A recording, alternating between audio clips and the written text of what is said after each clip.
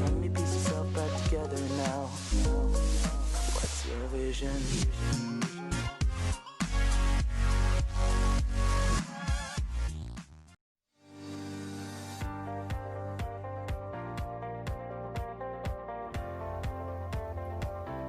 Assalamualaikum warahmatullahi wabarakatuh.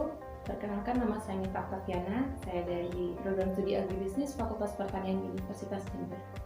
Jadi di sini saya akan membahas sedikit tentang segmentasi pasar. Jadi sebelum masuk ke segmentasi pasar, kita harus tahu terlebih dahulu apa sih itu pasar ya. Jadi pasar itu merupakan tempat bertemunya antara penjual dan pembeli. Dan hal tersebut benar, kan tetapi di dalamnya harus didasari dengan transaksi atau perpindahan hak kepemilikan yang awalnya barang tersebut adalah milik produsen ataupun penjual, kemudian beralih kepemilikan terhadap konsumen. Selanjutnya di sini ada pengertian dari segmentasi pasar dari Philip Kotler dan Gary Armstrong. Beliau mengatakan bahwa segmentasi pasar itu pembagian sebuah pasar menjadi beberapa kelompok yang awalnya pasar itu bersifat heterogen atau berbeda-beda, kemudian kita lakukan segmentasi pasar dengan tujuan untuk membuat pasar tersebut menjadi sebuah pasar yang homogen atau sesuai dengan kebutuhan kita, keinginan kita, ataupun kriteria yang kita inginkan sesuai dengan produk ataupun perusahaan yang kita buat ya. Oke, di sini juga ada tujuan dari segmentasi pasar. Yang pertama, memudahkan dalam membedakan pasar. Jelas ya, karena yang awalnya memang pasar itu bersifat heterogen atau berbeda-beda, kemudian kita kelompokkan menjadi sebuah pasar yang homogen atau sejenis. Gunanya agar kita itu lebih mudah melakukan targeting nantinya. Terus di sini juga ada pelayanan konsumen menjadi lebih baik karena di sini sesuai dengan apa yang kita miliki, terus juga sesuai dengan permintaan konsumen. Nantinya kita juga melakukan pelayanan itu akan lebih maksimal. Terus juga ada strategi pemasaran yang lebih terarah. Terus juga ada mengenal kompetitor dengan segmen yang sama. Terus juga ada evaluasi target dan rencana bisnis. Biasanya evaluasi di sini itu dilakukan setelah akhir dari masa kita melakukan segmentasi pasar. Terus di sini juga ada manfaat dari segmentasi pasar. Jadi di sini ada 6. Yang pertama itu perusahaan memiliki dan menerapkan ide pemasaran yang lebih terarah. Karena tujuan di sini kita melakukan segmentasi pasar jelas ya untuk mempermudah kita melakukan targeting dan positioning nantinya kepada konsumen. Terus juga nantinya kita akan lebih mudah melakukan pemasaran.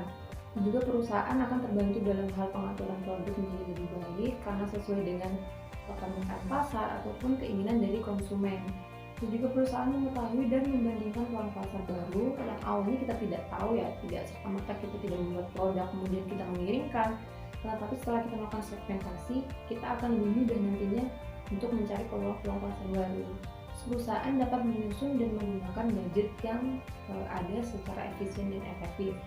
Dan juga perusahaan akan terbantu dalam menciptakan daya tarik di bidang pemasaran karena kita telah mengetahui nih apa keinginan dari konsumen. Terus kita membuat sebuah produk ataupun inovasi itu jadi lebih mudah sesuai dengan permintaan. Terus juga perusahaan akan berada pada situasi yang lebih menguntungkan di pasar nantinya. Terus di sini juga ada syarat segmentasi pasar, yaitu ada 4. Yang pertama adalah dapat diukur. Jelas ya, di sini bisa dapat diukur, baik dari pengelompokan pasar itu harus terukur, baik dalam besarnya, luasnya, serta daya dari beli dari konsumen. Terus juga ada dapat dijangkau dari kedua belah pihak, baik dari pemasok, pembeli maupun produsen. Jadi dari kedua belah pihak di sini tuh dapat dijangkau ya, dapat kita peroleh dengan mudah.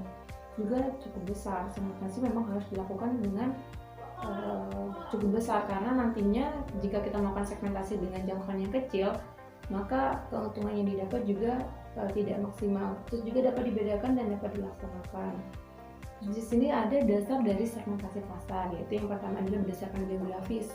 Jadi bisa berdasarkan wilayah, bisa berdasarkan ukuran kota, baik besar, kecil, luas maupun sebagainya.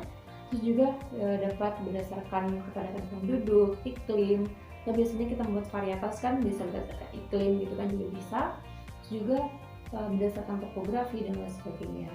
Terus di sini juga didasarkan pada demografis, yaitu berdasarkan usia, baik produk tersebut untuk anak-anak, lansia maupun dewasa. Itu juga berdasarkan ukuran keluarga, bisa siklus hidup keluarga, jenis kelamin, penghasilan, dan juga pekerjaan, pendidikan, agama itu juga bisa. Juga berdasarkan psikografis nih, ada berdasarkan gaya hidup dari seseorang, baik kepribadiannya juga. Sini juga ada dasar segmentasi pasar berdasarkan perilaku. Jadi ada kejadian, dari manfaat juga, status pemakaian, tingkat pemakaian, status kesetiaan, tahap kesiapan pembeli, dan sikap terhadap suatu produk yang kita berikan. Nah, mungkin itu saja yang dapat saya sampaikan mengenai segmentasi pasar. Apabila ada kesalahan, mohon maaf. Saya Nita Octaviana. Terima kasih atas waktu